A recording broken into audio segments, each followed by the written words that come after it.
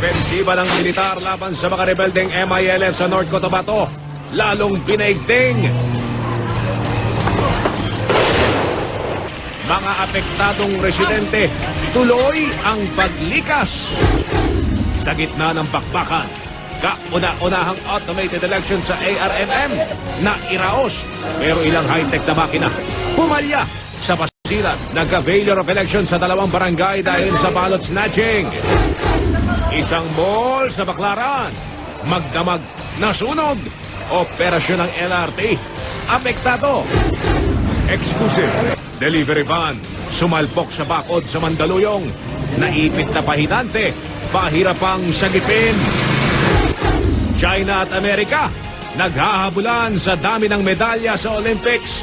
Team USA, tinambakan ang China sa basketball. Sa Hong Kong naman, mga alagang hayop, sumabak din sa palaro.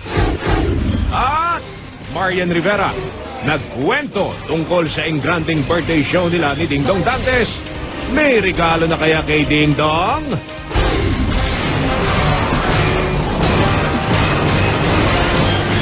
Mula sa GMA Network Center,